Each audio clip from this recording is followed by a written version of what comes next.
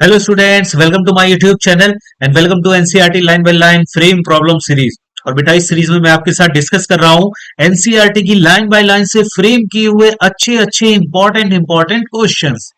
तो बेटा last time पे हम लोगों ने स्टार्ट किया था मैकेनिकल प्रॉपर्टीज ऑफ सॉलिड। उसका फर्स्ट सेशन हम लोग कंप्लीट कर चुके थे। आज बेटा हम लोग स्टार्ट करेंगे उसका सेकंड सेशन। तो उसका क्वेश्चन नंबर 12 ये रहा आपके सामने। देखिए क्या कहते हैं, Young's modulus is maximum for four options are given steel copper brass aluminium. Find out which will be the correct option.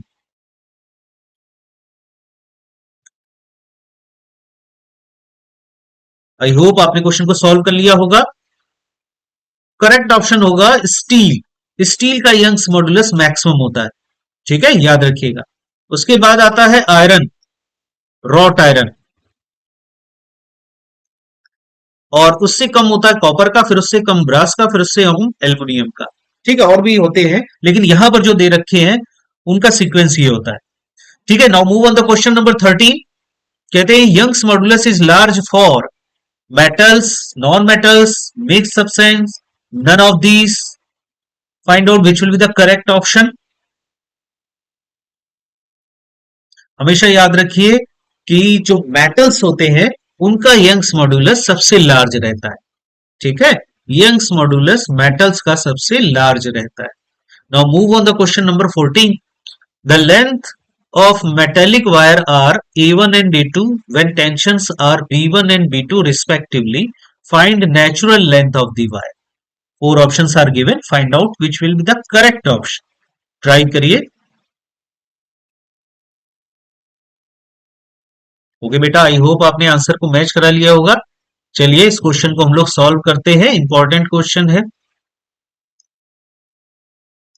तो सपोज कर लेते हैं कि पहले वायर की जो ओरिजिनल लेंथ थी वो एल की थी, और फिर उसके बाद इस वायर के ऊपर P1 का टेंशन लगाया जिससे इसकी लेंथ A2 हो गई। Now tension is B2, then length is A2. This will be A1 and this will be A2. ठीक, तो फाइंड आउट करना है ओरिजिनल लेंथ कितनी। तो देखिए यंग्स मॉडुलस की वैल्यू होती है y is equal to F L upon A delta है। तो देखिए फर्स्ट कंडीशन में f की वैल्यू हो जाएगी B1, और L तो L ही है। A डेल्टा L की वैल्यू को लिख सकते हैं A1 minus L। Similarly y is equal to in second condition B2 L upon A A2 minus L। ठीक है, अब ये यंग्स मॉडुलस दोनों के सेम होंगे, तो B1 L upon A A1 minus L will be equal to B2L upon A2 minus L. L will cancel out, A will cancel out, cross multiplied here. तो A2B1 minus LB1 will be equal to A1B2 minus LB2। ठीक, अब क्या करिए, L वाले जो terms हैं वो एक तरफ कर लीजिए, तो इसको इधर ले आते हैं और इसको उधर पहुंचा देते हैं। तो देखिए क्या हो जाएगा, LB2 minus LB1 will be equal to A1B2 minus A2B1. So L will be equal to A1B2 minus A2B1 upon B2 minus B1। Clear हुआ सबको? ये ऑप्शन आ जाएगा। चलिए अब आंसर में मैच कराते हैं इसको। तो A1B2 minus A2B1 upon B2 minus B1, third option will be the correct option. Clear हुआ सबको? Now move on the question number 15। Stress strain curve for a metallic wire of two temperatures T1 and T2 are given. Find relation between temperatures. Four options are given. Find out which will be the correct option. Okay बेटा, I hope आपने answer को match करा लिया होगा। देखिए stress strain curve का जो ratio होता है वो यंग्स मॉडुलस की वैल्यू होती है, y is equal to stress upon strain. और ठीक, और यही वैल्यू स्लोप के इक्वल होगी, टेन थीटा के इक्वल। तो ध्यान से देखिए, फर्स्ट कंडीशन में जो एंगल है थीटा वन, और सेकंड कंडीशन में जो एंगल है थीटा टू, तो theta one is greater than theta two, तो slope tan theta one will be greater than tan theta two. तो यहां से रिलेशन मिलेगा कि y1 should be greater then y2। ठीक है। अब देखिए जो यंग्स मॉडुलस होते हैं इनका टेम्परेचर के साथ इनवर्सली प्रोपोर्शनल का रिलेशन होता है। If we increase the temperature, then Young modulus decreases. If we decrease the temperature, then Young's modulus increases. So, Y1 is greater than Y2. So, what will be the relation in temperature?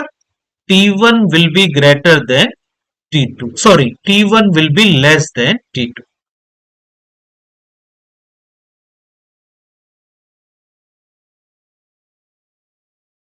So, second option will be the correct option. Clear हुआ बेटा सबको?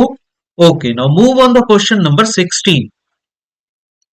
16 में कहते हैं y steel is equal to 3 times near about y of aluminium. If lower ends of the wires remains at the same level, then find out the ratio of weight added on both wires. Four options are given. Find out which will be the correct option. Okay बेटा, I hope आपने answer को match करा लिया होगा।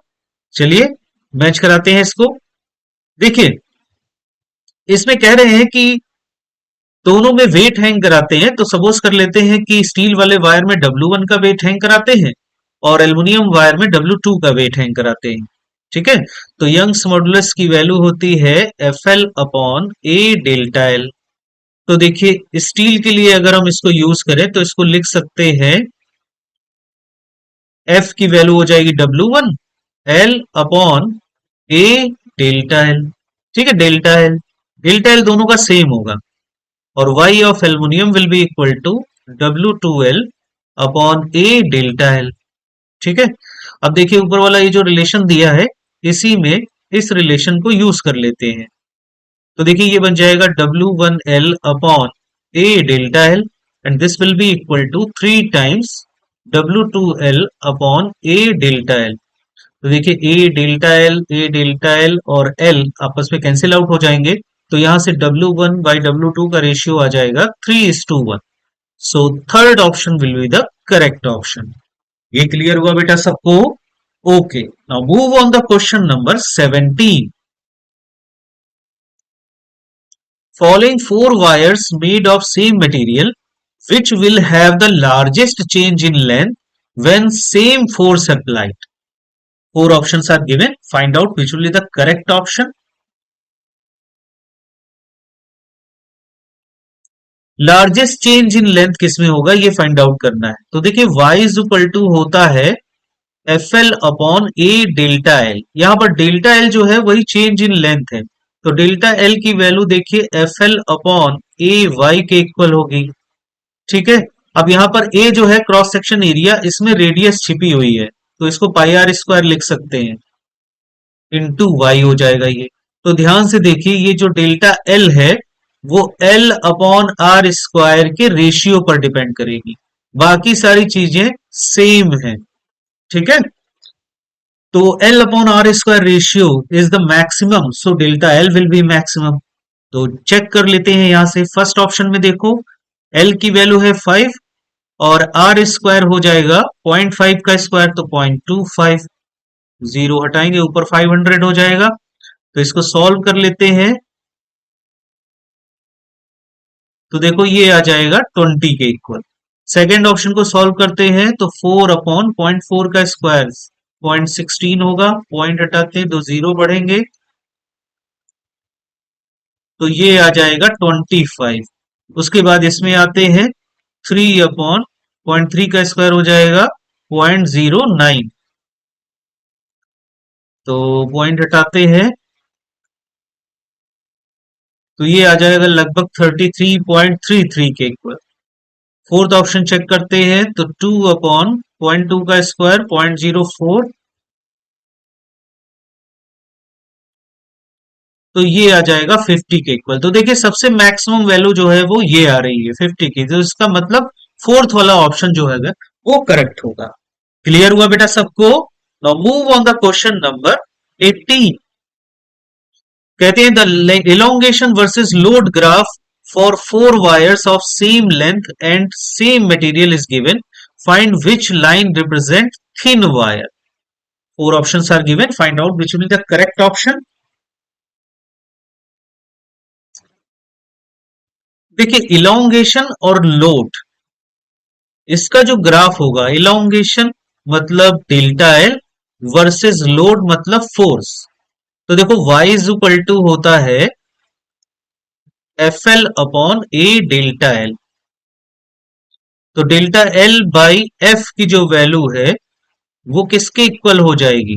Delta L by F will be equal to L upon Y A. ठीक, तो यहां पर थिन वायर कौन सा होगा ये हमें पता करना है। तो थिकनेस कहां होगी? रेडियस में। तो एरिया जो है इसको हम पाई आर स्क्वायर लिख सकते हैं। तो ध्यान से देखो, ये जो डेल्टा एल बाई एफ जो ये स्लोप की वैल्यू होगी वो आर स्क्वायर के इनवर्सली प्रोपोर्शनल। तो जो वायर थिन होगा उसका आर लेस होगा, तो उसके स्लोप की वैल्यू फिर ग्रेटर होगी। तो स्लोप किसका ग्रेटर है? इसमें स्लोप है ओडी का ग्रेटर। इसी का एंगल सबसे ज्यादा होगा तो इसी का स्लोप मैक्सिमम होगा। क्लियर हुआ सबको? तो फोर्थ ऑप्शन वाला करेक्ट हो जाएगा।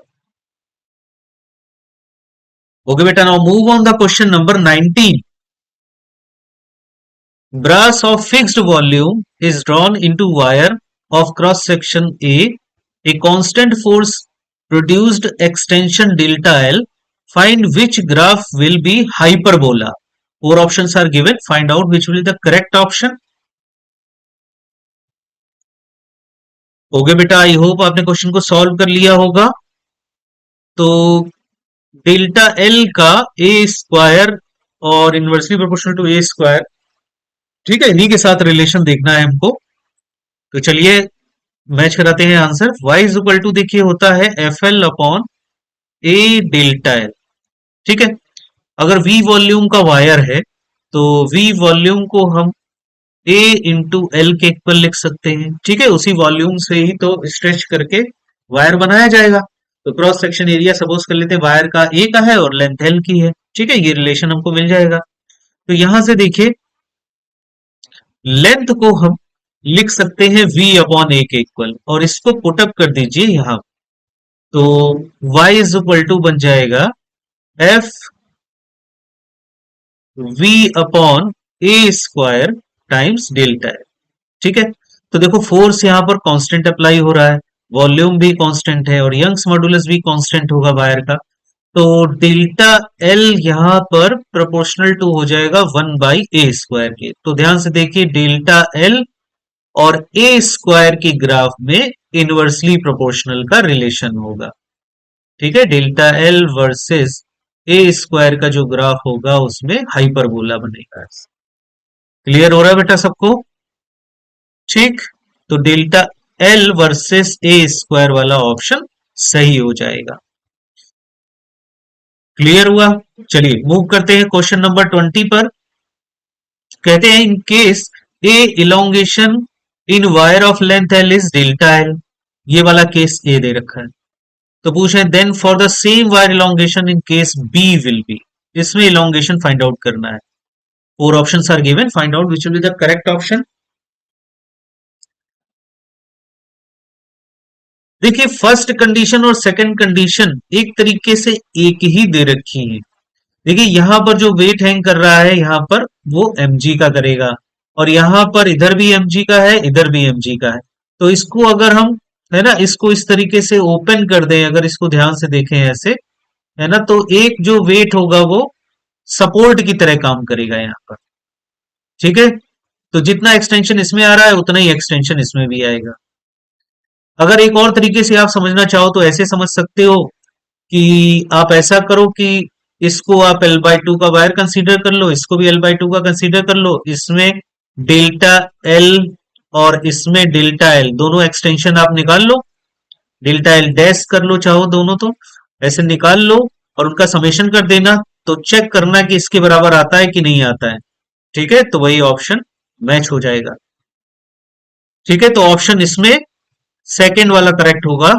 जितना एक्सटेंशन इसमें आएगा उतना ही इन दोनों को मिला करके delta L dash plus delta L dash की वैल्यू डेल्टा एल के इक्वल आई। ठीक है, क्लियर हुआ सबको? तो बेटा ये था हम लोग का आज का सेशन। आई होप ये आपको पसंद आया होगा। तो पसंद आया हो तो लाइक और सब्सक्राइब जरूर कर दीजिएगा। तो मिलते हैं बेटा नेक्स्ट टर्न पर, तब तक के लिए बेस्ट ऑफ लक।